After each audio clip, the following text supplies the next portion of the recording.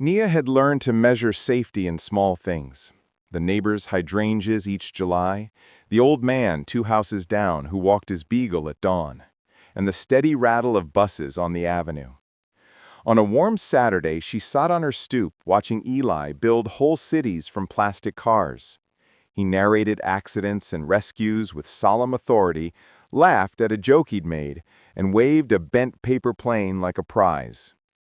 The light slanted warm across the sidewalk, and for a few minutes everything felt ordinary and whole, the small domestic peace she had worked to create for her son.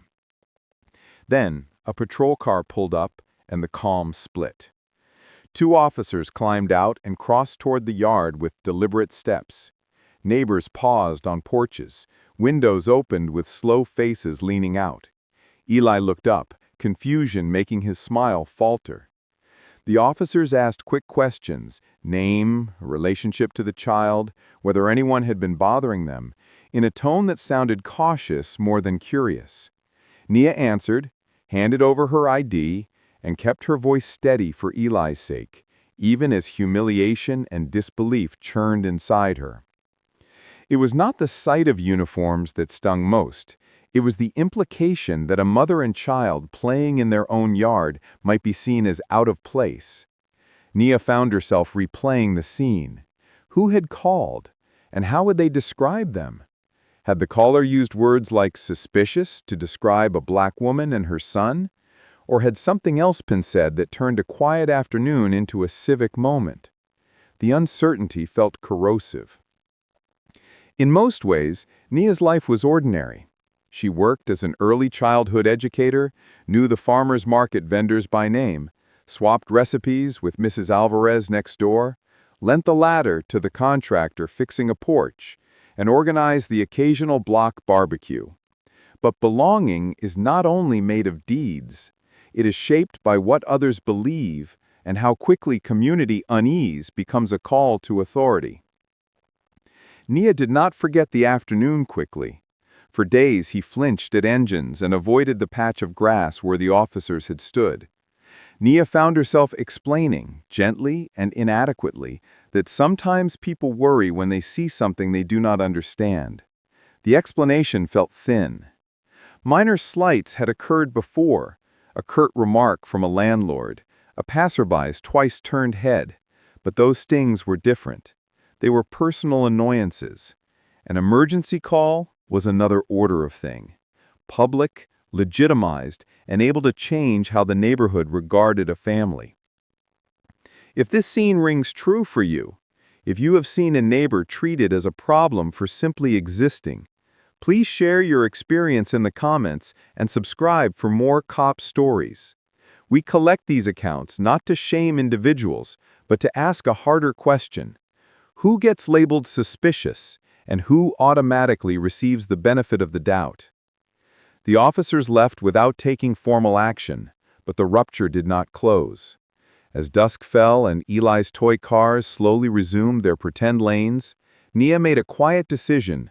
She would not let this pass as a private humiliation.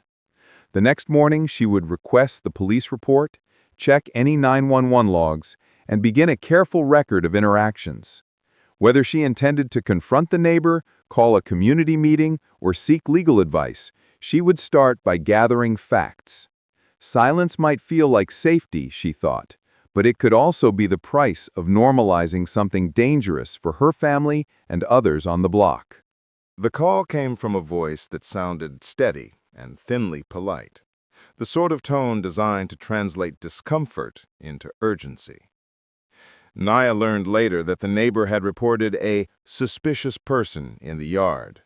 No details, just enough to send 2 officers to the house. The description was vague, a woman and a child. But it mattered how the word suspicious landed. It turned a normal afternoon into an official inquiry. When the officers arrived, they asked direct questions, names, IDs, whether anyone had been loitering or acting erratically. Nia answered with the same calm she used in her classroom, name, son's name, and that Eli had been playing with toy cars. The officers took notes and left after a few minutes. There was no arrest, but minutes have gravity in neighborhoods. Curtains twitched, heads peered from windows, and a few neighbors who had previously nodded in passing now asked if everything was okay. Naya learned later that the neighbor had reported a suspicious person in the yard. No details, just enough to send 2 officers to the house. The description was vague, a woman and a child. But it mattered how the word suspicious landed. It turned a normal afternoon into an official inquiry. When the officers arrived, they asked direct questions, names, IDs, whether anyone had been loitering or acting erratically. Naya answered with the same calm she used in her classroom, name, son's name, and that Eli had been playing with toy cars. The officers took notes and left after a few minutes. There was no arrest, but minutes have gravity in neighborhoods. Curtains twitched, heads peered from windows, and a few neighbors who had previously nodded in passing now asked if everything was okay.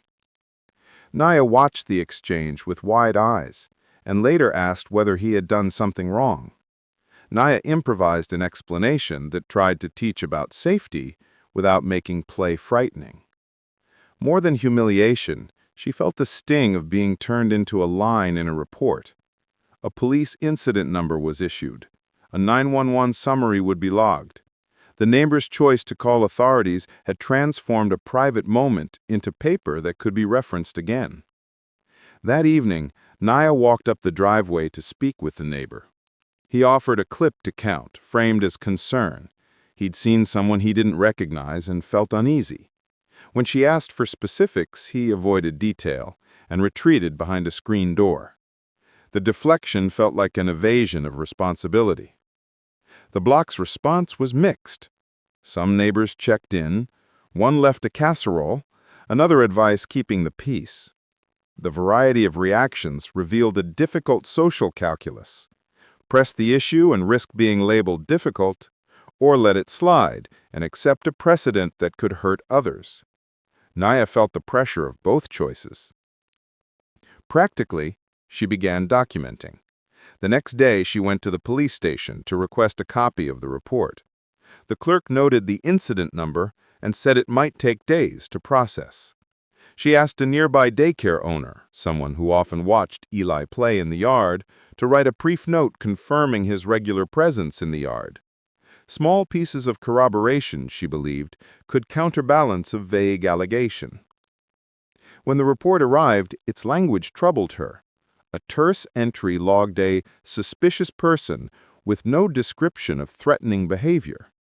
The emphasis on suspicion, with no context about what prompted the call, read like an accusation without evidence.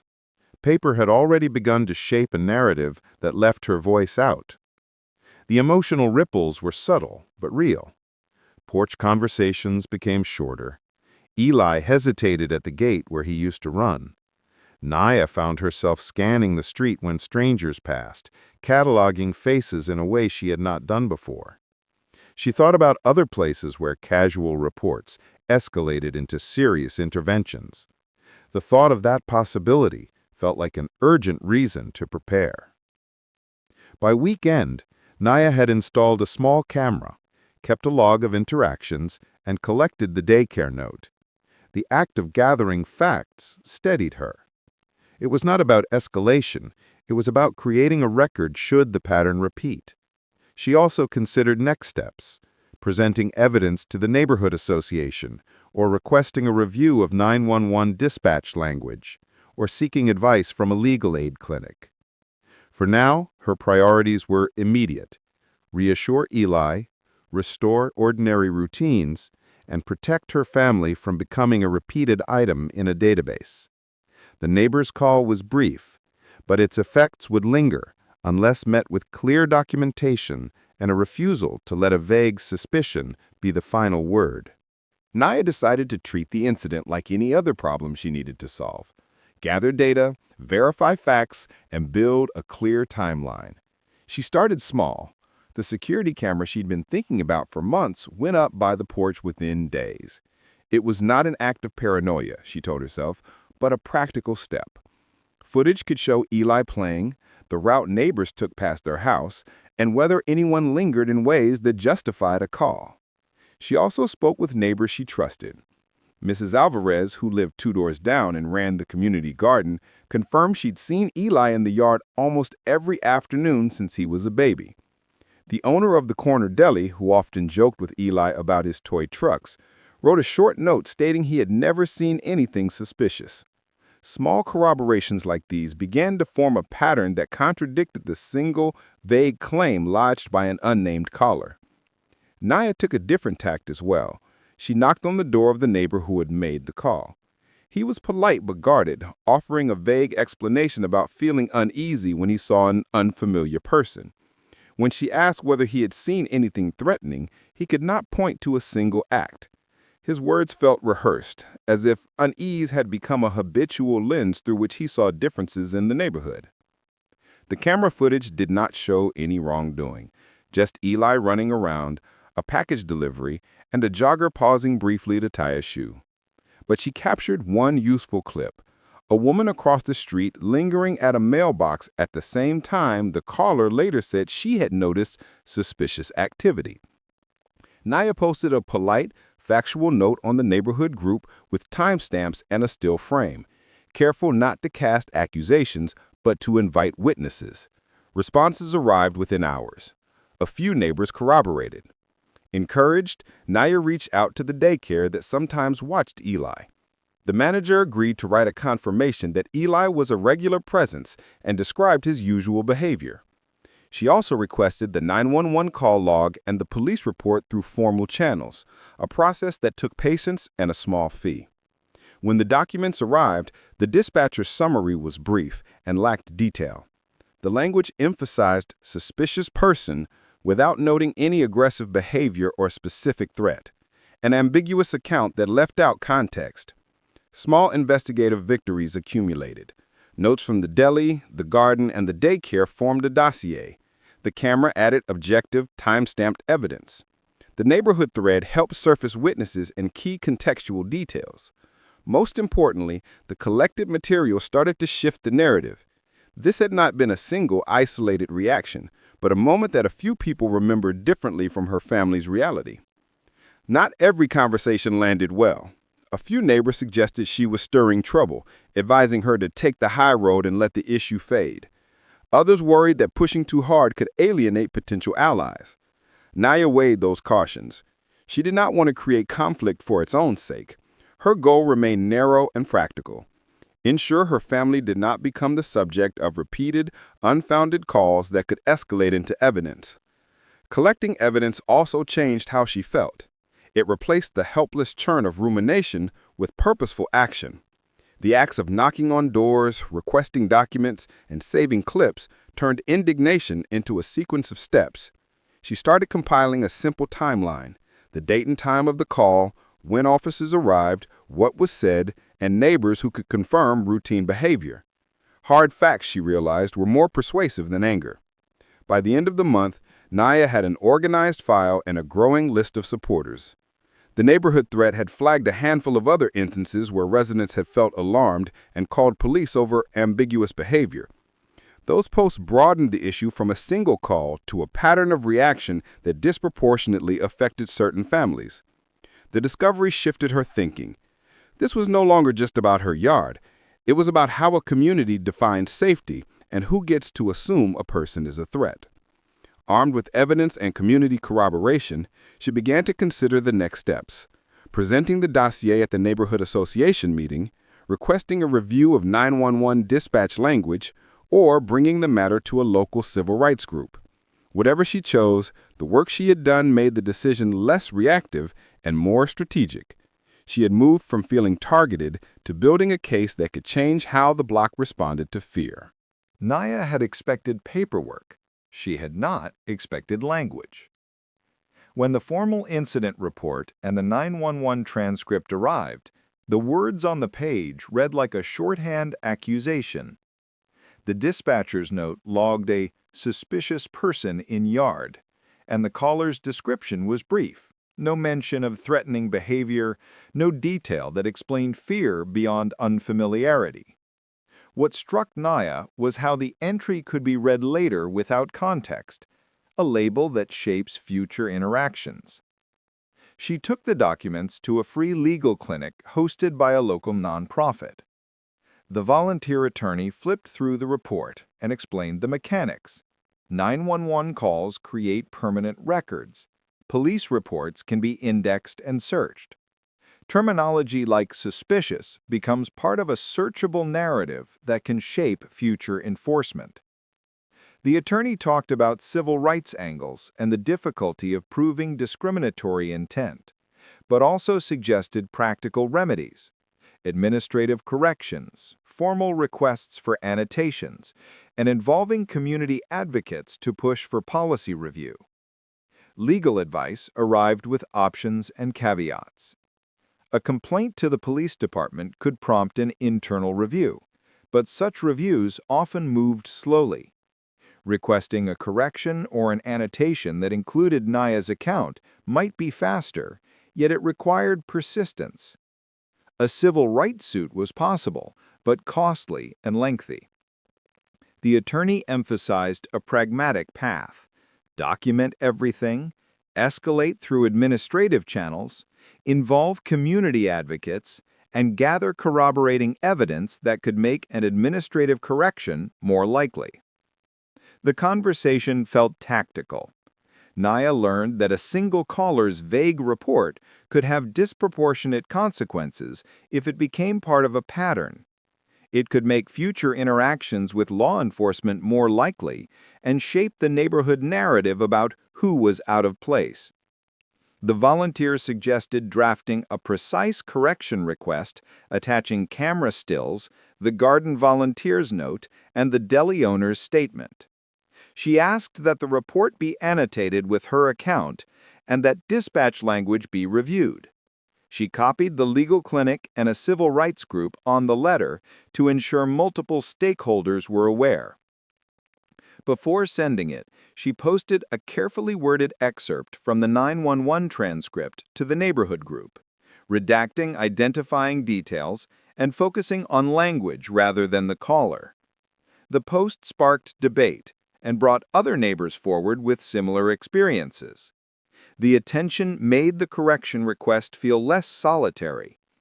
Naya had not sought a public fight. She wanted a change in practice that would prevent future families from being swept into vague police records. That week, she prepared a concise, evidence-based presentation for the meeting with the liaison. She was no longer just protecting her yard. She was asking the neighborhood and its institutions to adopt a different standard for translating fear into official action. The process would be slow and uncertain, but for the first time since the patrol car drove away, Naya felt the contours of a path she could follow. Nia posted a clear, factual account of the incident to the neighborhood group, with a still from her porch camera, the deli owner's note, and a brief timeline. She intended the post to be a resource for neighbors, not a crusade. Within hours, the thread swelled. Neighbors thanked her for documenting the event. Others expressed alarm. The post made the issue visible in a way a private complaint could not. Reactions split quickly. Some residents offered immediate support.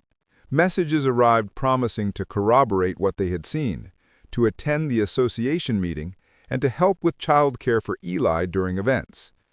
Those small acts of solidarity felt like a counterweight to the moment when officers had stood on the lawn. At the same time, the post drew criticism. A few people said she was stirring trouble and suggested she should have taken a quieter route. The tension revealed a fault line. Some community members prioritized harmony over confronting bias. Others believed that silence would enable future incidents. Nia had to manage both encouraging notes and hostile ones, which added emotional labor to an already stressful situation. A local blogger picked up the story and framed it within a broader pattern: how vague reports of suspicious behavior can reflect implicit bias, and how such reports become official records. The blog linked to a petition urging the police to review dispatch language and for the community association to adopt clearer reporting guidance. The piece amplified the conversation and drew attention beyond the block. Institutional actors responded. The nonprofit legal clinic that had advised Nia offered to coordinate a press briefing and connect her with civil rights organizers. The neighborhood association scheduled a forum and invited the precinct to attend. The police issued a cautious statement acknowledging concerns about dispatch phrasing and agreed to send a liaison to the forum to explain 911 protocols. Publicity shifted the stakes. The neighbor who had called felt pressure and defended his action online as a safety concern. The block's social feed filled with debate about safety, responsibility, and who belongs in public space. A few strangers trolled the thread. The nonprofit helped field media requests so Nia could focus on organizing. The attention was draining, but it kept the issue from disappearing. As the forum approached, Nia prepared thoroughly. She consolidated evidence into a neat packet, rehearsed a calm statement, and asked allies to attend. She also requested a neutral moderator to keep the session focused on solutions rather than blame. Small acts of support continued. Neighbors offered to bring chairs, prepare signs, or watch Eli so she could speak. When the night arrived, the room filled. The precinct liaison explained how dispatchers record calls and what the department considered actionable. The conversation was tense but productive. Nia presented her packet, played a short clip from the porch camera, and asked for 3 concrete responses: clearer dispatcher language to avoid vague descriptors, community training on responsible reporting, and a process for residents to request corrections or annotations to 911 records when warranted. By the meeting's end, the precinct committed to reviewing dispatch protocols and to hosting a training session for residents about what constitutes an emergency. The association agreed to develop a simple reporting guide. It was not a complete victory. Policy changes would take time, but it marked a public acknowledgement that the neighborhood's habits could be improved. Nia left the meeting exhausted, but cautiously optimistic. The public turn had cost privacy and comfort, yet it had pushed neighbors and institutions to reckon with how fear translates into official action. She understood that change would be incremental and demanded ongoing attention, but for now, the block had taken a first step towards a safer and fairer practice of community reporting. The community forum convened a week after Nia's post reached dozens of neighbors. The room filled early, people clustered in small groups. A few reporters took seats, and the precinct liaison set up a laptop. There was tension, but also an odd energy. This was no longer a private complaint, but a question of public practice. The liaison explained how 911 calls are processed. Dispatchers record caller statements, log basic facts, and assign priority. Nia heard a detail she had not fully grasped before. Wording matters. A single word, suspicious, could be transcribed into an official record that affected how officers responded and how a family might be perceived later. When the moderator invited the neighbor who had called, his account was cautious. He said he had seen something he did not recognize and felt uneasy. Under questioning, his story blurred. He described a fleeting figure and an unnameable worry. Nia asked why he had not approached her directly. He said he had been afraid. The exchange exposed the thin line between fear and allegation. Nia played a time-stamped clip from her porch camera. The clip showed Eli playing, a delivery driver dropping packages, and a jogger tying a shoe, ordinary activity. The contrast between the recorded footage and the neighbor's memory shifted the mood. Several witnesses stepped forward. Mrs. Alvarez confirmed Eli's routine presence in the yard. The deli owner repeated his note. The room's tone moved from curiosity to accountability. The precinct liaison acknowledged the problem. He admitted dispatch summaries can omit context and that dispatchers tend to rely on trigger words. He proposed two immediate steps: training for dispatch staff on neutral phrasing and a community session to clarify what should prompt a 911 call. He reinforced that officers respond to the information provided and urged better caller guidance. The neighbor defended his right to call when uneasy, which complicated the conversation. The moderator steered discussion away from blame and toward policy. How can the block protect residents while preventing vague reports from unfairly stigmatizing families? That framing allowed people to consider solutions instead of simply taking sides. By meeting's end, the precinct committed to review dispatch language and pilot a scripted set of clarifying questions for callers. The association agreed to circulate a one-page guide on responsible reporting and to host a workshop on implicit bias in perception. The liaison also outlined a process for residents to request annotations to 911 records when objective evidence suggested the record lacked context. Those commitments mattered, but they were only the beginning. The neighbor's apology felt thin. Public promises required follow-through. More concretely, the precinct published dates for dispatch training and a schedule of community workshops. The association posted the guide at the community center. Each item produced a new public record that could be checked later. The meeting changed daily life in small ways. Some neighbors apologized or checked in more often, others kept distance. Eli still flinched at engines for a few days. Nia watched him at the corner of her eye more than before. The forum had moved the issue from private humiliation to neighborhood responsibility, and that shift altered how people behaved. For Nia, the forum was a turning point. She had taken an immediate indignity and pushed it into a public conversation about policy. The work ahead would require monitoring, outreach, and patience. But for the first time since the patrol car stopped on her curb, the neighborhood had begun to ask different questions about safety, trust, and how to treat one another when fear arises. It was messy and imperfect, yet something practical had begun. Protocols, training dates, and a small guide to help neighbors decide when to call. Those steps would need reinforcement, but they offered a way to prevent the next family from being swept into an official record because someone felt uneasy without cause. Nia moved from documentation to coordination. The commitments made at the forum needed structure and follow-through, so she convened a working group of neighbors, a representative from the nonprofit legal clinic, the deli owner, the community garden lead, and the precinct liaison. Their charge was straightforward: design practical tools that would change how the block responded to fear and make it harder for vague reports to become official traps. They launched responsible reporting with 3 concrete deliverables: a one-page guide for residents outlining when and how to call 911, a short instructional video showing how to describe observable behavior rather than subjective impressions, and a pilot training for dispatchers focused on neutral phrasing and clarifying questions. Tasks were divided. The deli printed guides, the garden lead booked the community center for workshops, volunteers wrote scripts and checked legal language.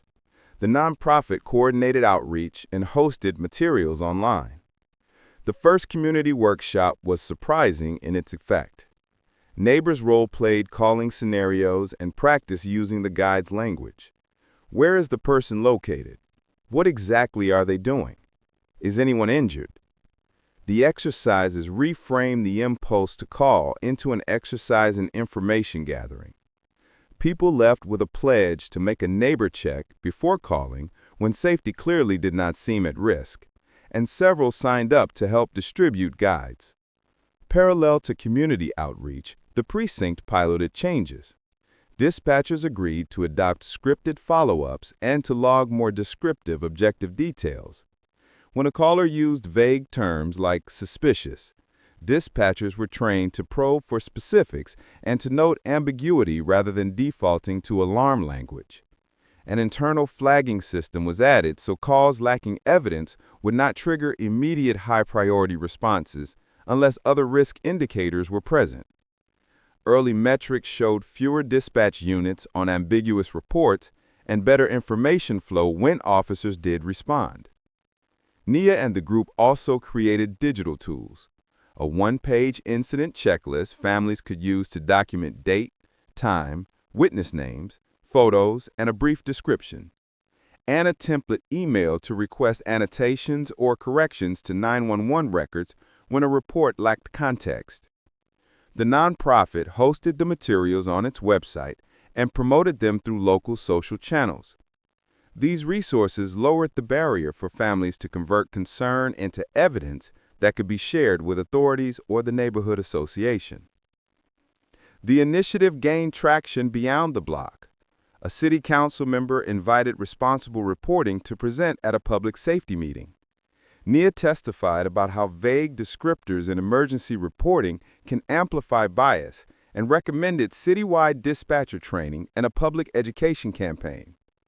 The council member supported a small grant to expand the pilot and fund a part-time community coordinator to sustain outreach and coordinate workshops across other neighborhoods. Objections surfaced. Some residents worried that emphasizing caution would discourage calls in real emergencies. The working group refined messaging, clarifying that the goal was not silence, but clearer reporting. Call when there is immediate danger, and use descriptive facts rather than impressions. They added a visible when-to-call checklist with red flag examples and ensured materials were accessible on mobile phones and printed community boards. Sustaining momentum required resources. Volunteer fatigue was real, and Nia lobbied for modest stipends for local coordinators. The council grant covered a pilot coordinator role, which proved essential to manage logistics, keep materials current, and maintain relationships with the precinct. That investment helped institutionalize the program and take pressure off unpaid volunteers. Within months, the neighborhood saw measurable shifts. Fewer ambiguous 911 calls, more descriptive reports, and a reduction in unnecessary patrols triggered by vague complaints. Dispatchers reported better information, and officers said interactions were more focused when they arrived. Perhaps most importantly, neighbors reported more direct communication with one another. A quick knock or a phone text often replaced an automatic call to emergency services. Nia's role expanded from a parent defending her family to a leader shaping local policy. She still monitored Eli closely. Some flinches at sirens remained, but she felt a cautious optimism. Structure she helped create made it harder for the next family to be defined by someone else's unease. Organizing had altered the block's culture, nudging it toward verification rather than suspicion and toward community communication rather than immediate escalation. That change did not erase the earlier fear, but it promised a different pattern for the future, one where neighbors first looked, documented, and reached out, and where emergency services received clearer information when a real threat existed. Nia knew the work would continue, but she also knew she and her neighbors had taken tangible steps to protect families from being mistakenly criminalized by a single vague call. The pilot programs and public commitments produced measurable effects over the following months. Dispatchers adopted clearer phrasing, community members practiced the responsible reporting checklist, and the neighborhood association posted a visible one-page guide about when to call emergency services. The precinct reported fewer ambiguous high-priority responses, and officers said they arrived with better information. Those shifts did not eliminate fear, but they changed how calls were translated into official action, shifting the balance from impression-driven responses toward verifiable details. For Nia and Eli, the immediate pressure eased. Eli returned to playing on the grass with fewer stares, and neighbors who had been quietly sympathetic offered more casual greetings. Small rituals, shared meals, brief chats on porches, a borrowed ladder, regained some old rhythms. Naya still watched the street with parental care, but she felt less tense. The neighborhood's routines had been nudged toward communication rather than suspicion, and that change made everyday life feel more breathable. Sustaining the changes required maintenance. The community coordinator, funded by the council grant, kept workshops on the calendar and ensured new residents received orientation materials.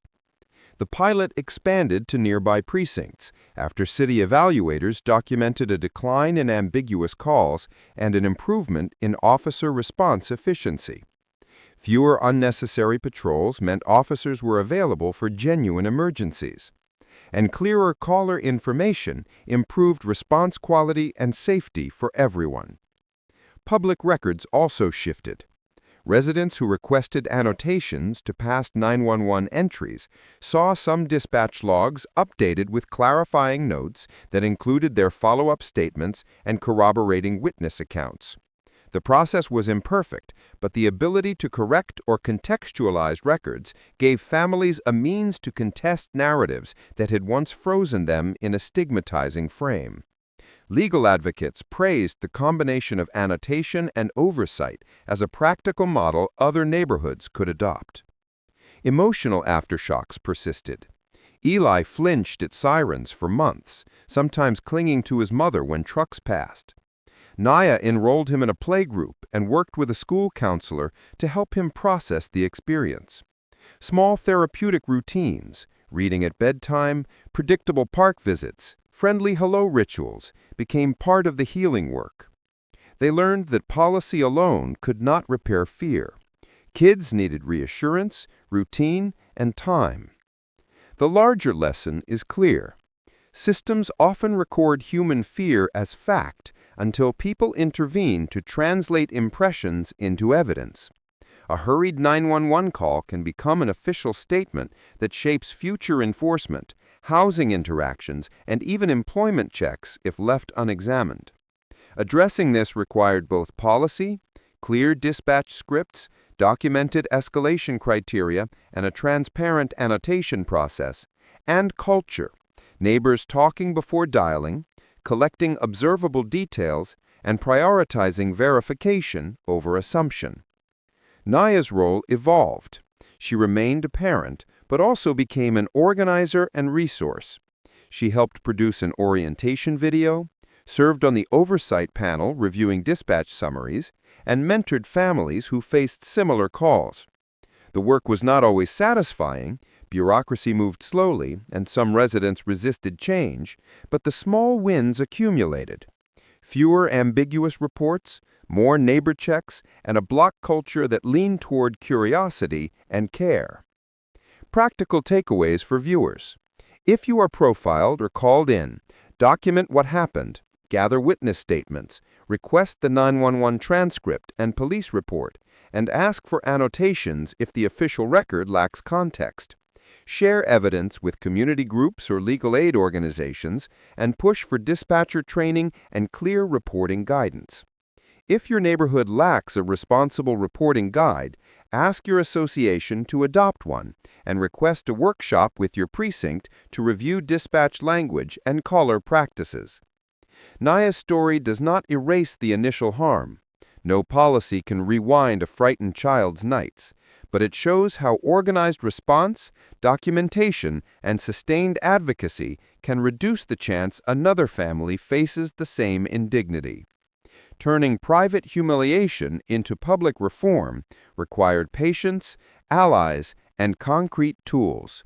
Those elements made the street safer, not by removing fear, but by changing what fear becomes once it enters an institutional record. If this episode moved you, please share it, download the community checklist linked below, and start the conversation in your neighborhood. Small actions, knocking on a neighbor's door, documenting what you see, or asking a question before calling can prevent the next unnecessary patrol and help build the kind of belonging every family deserves.